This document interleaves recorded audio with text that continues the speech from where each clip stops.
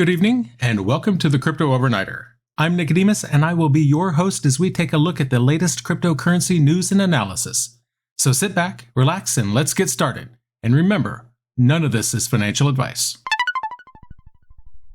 And it's 10 p.m. on a Saturday, April 8th, 2023.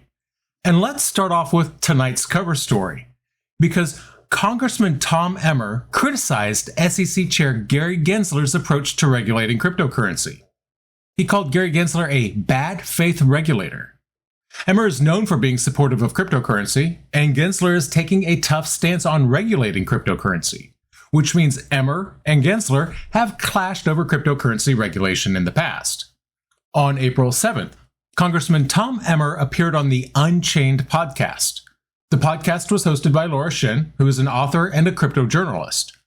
Emmer used this opportunity to criticize SEC Chair Gary Gensler's oversight of the crypto sector. It was then that Emmer accused Gary Gensler of being a bad faith regulator. According to Emmer, Gensler's been targeting the crypto community with law enforcement actions. However, he has not been targeting the truly bad actors. During the podcast, Emmer didn't hold back his criticism of Gensler's approach to regulating cryptocurrency. Emmer used Coinbase as an example to illustrate his point. He said that Coinbase had been trying to work with the SEC, that they were trying to get feedback on compliance for their staking products. Despite this, the SEC issued a Wells notice to Coinbase back in March. Emmer implied that Gensler's approach to regulating cryptocurrency was unfair. He suggested that Gensler was not considering the efforts made by companies like Coinbase to comply with regulations. Emmer suggested that Gensler's open door policy was not as welcoming as it may seem. Despite several meetings over several months, Gensler's SEC refused to provide feedback to companies like Coinbase. Emmer claimed that the SEC only took action against Coinbase after several meetings and offering no feedback. Coinbase was asking for feedback on compliance issues. Instead, the SEC slapped Coinbase with a Wells notice. The notice was regarding the same issues that Coinbase had been seeking feedback on. Emmer criticized the SEC's actions, suggesting that they were not consistent with the idea of an open door policy. Gensler became the chair of the SEC in April of 2021, and ever since then, he has emphasized the SEC's quote open door policy to the crypto sector. He encouraged firms to register with the SEC to ensure compliance with securities law. Now, the sad fact is, Gensler's approach to regulating cryptocurrency is based on his belief that most crypto assets, apart from Bitcoin, are securities. Therefore, it's his opinion that the SEC should be the main regulatory body for the sector. Coinbase CEO Brian Armstrong has expressed difficulty in dealing with the SEC. He has highlighted the issue several times. Other figures in the crypto community, such as former Kraken CEO Jesse Powell, have also expressed similar sentiments. One major issue raised by the community is the SEC's regulation by enforcement approach.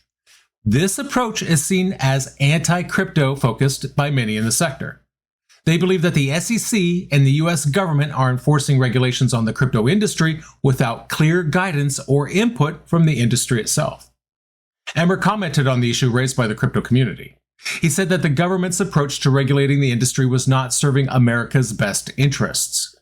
According to Emmer, this sends a message to the broader community. And that message? Gary Gensler is not regulating in good faith.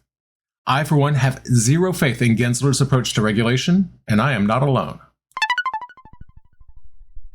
Well, if you're still here, please like, follow, subscribe to the podcast. Little things like that make a big difference in bringing attention to the overnighter.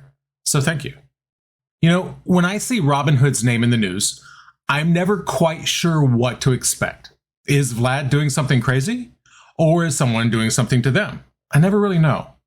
Well, in this case, Robinhood has been fined approximately $10.2 million by the California Department of Financial Protection and Innovation.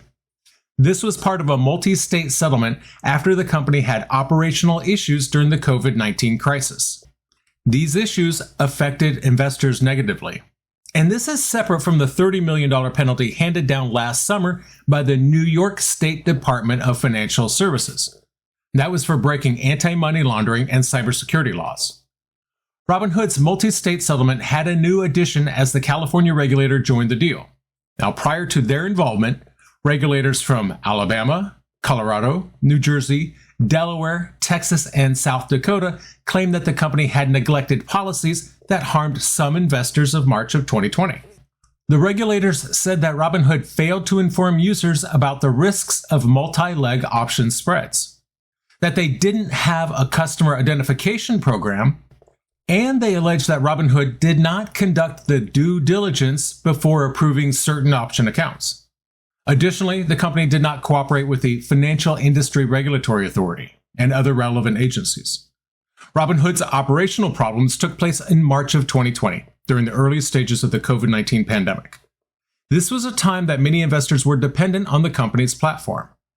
Andrew Hartnett is the president of the North American Securities Administrators Association, and he applauded the fact that state regulators were working together to help affected investors. He said that Robinhood had failed to serve its clients multiple times, and the settlement shows that the company must take customer care obligations seriously and fix any problems. In August of 2022, the New York State Department of Financial Services ordered Robinhood Crypto to pay a penalty of $30 million. The department discovered significant failures in the company's compliance programs. According to the New York State Department of Financial Services, Robinhood broke anti-money laundering requirements and did not update its transaction monitoring system appropriately. Additionally, the company's cybersecurity policies did not meet the standards set up by the department. Superintendent Adrian Harris stated at the time that the department would keep investigating and taking action when licensees broke the law or regulations. These regulations are important to safeguarding consumers and ensuring the safety and stability of institutions. 3 Canadian companies, WonderFi Technologies, CoinSquare, and CoinSmart Financial Incorporated, have joined together to create Canada's largest regulated crypto asset trading platform. The Mammoth platform will have over 1.65 million registered users. The new company will provide a variety of services to Canadians, such as retail and institutional crypto trading, staking products, business-to-business crypto payment processing, sports betting, and gaming. According to the announcement, the newly merged company has transacted over $17 billion since 2017 and has over $600 million in assets under custody. After the merger, the new company intends to expand its product offerings to reach a broader customer base and to generate more revenue. They expect to have over $50 million in cash and investments and zero debt once the merger is complete. WonderFi's president and interim CEO is Dean Skirka, and he stated that the combined company will offer a single ecosystem where users can transact in crypto, invest in equities, and place bets. In September of 2020, CoinSquare acquired CoinSmart for an undisclosed amount. The following month, CoinSquare became the first crypto exchange to receive a dealer registration. As a result, CoinSquare must report its financial status and maintain sufficient capital for liabilities. Client accounts are protected by the Canadian Investment Protection Fund in the event of insolvency. In January, WonderFi revealed that it was in the early stage discussions with CoinSquare about a possible merger. And let's stay with Canada for just a minute here, because dYdX will stop Canadian users from using its platform to trade cryptocurrency derivatives. The company will wind down its services in Canada within 7 days, which means no new users from Canada for now. Existing Canadian users will only be allowed to withdraw their funds from April 14th, as dYdX will move them to, quote, close-only mode. dYdX hopes to be able to resume its services in Canada eventually. The exchange stated that it aims to be transparent about its product decisions and to offer financial opportunities to everyone. However, the exchange is going to shut its services for Canadian users due to those increasing restrictions on crypto exchanges' registration requirements. Srettha Thavisin is a candidate for Prime Minister in Thailand, and they're promising around $300 in digital currency to Thai citizens. That is, if his political party, Pheu Thai, wins the upcoming general election in May. The former real estate mogul said that he wants to implement an economic stimulus package that resembles basic income, but using digital currency. Thavisin believes that this measure will provide economic relief for Thai citizens who are struggling with high household debt, which is among the highest in the region. Bloomberg quotes Thavison as saying that the country's economy has been struggling for the past 8 years. People have been facing reduced income and increased expenses. He criticized the current government for only offering small money handouts and claimed that this does not encourage the right kind of economic growth. The Pheu Thai Party's spokesperson did not respond to a request for comment on Twitter regarding which tokens will be used for the airdrop.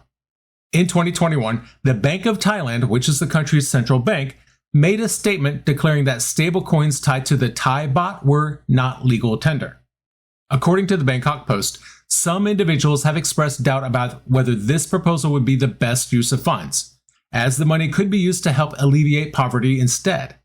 Recent polls suggest that the upcoming election will be a close race. Reuters has Pheu Thai receiving around 46% of the vote.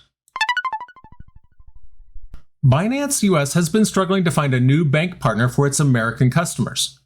The banking partner is needed for their clients to access and withdraw their funds in US fiat currency. The Wall Street Journal reported on April 8th that Binance is currently relying on third-party banks to hold their funds. This information came from, quote, people familiar with the matter, according to the journal. Binance US is facing challenges due to the crackdown on banks with cryptocurrency clients. The U.S. Commodity Futures Trading Commission sued Binance Holdings and its CEO, CZ, for alleged trading violations back in March. The CFTC has been investigating the cryptocurrency exchange since 2021. Binance US needs a bank to hold its clients' US dollars. However, efforts to establish direct banking relationships with Cross River Bank and Customers Bancorp have been unsuccessful. The absence of a direct bank has had a significant impact on Binance US customers. The exchange recently updated its status. They said that they would transition to new banking and payment service providers over the next few weeks. During this transition, some USD deposit services will be temporarily affected. At present, Binance US is holding customer funds at Prime Trust. A spokesperson from Prime Trust mentioned that all funds received from customers are stored through its banking partners. According to the journal, a Binance US spokesperson said that they work with multiple US-based banking and payment providers. They're also upgrading their internal systems to create a more stable fiat platform and to provide additional services. The regulatory climate for crypto firms in the UK is similar to that of Binance US. Banks in the UK are increasingly reluctant to accept clients from the crypto sector. The few banks still working with crypto firms in the UK are requesting more documentation and information about how they monitor client transactions. And that's going to do it for us tonight. I want to thank you, my listeners, because when you stop listening, I will stop talking. If you enjoyed tonight's show, then please like, follow, subscribe, leave a rating or a review. And in the meantime, we'll see you tomorrow night.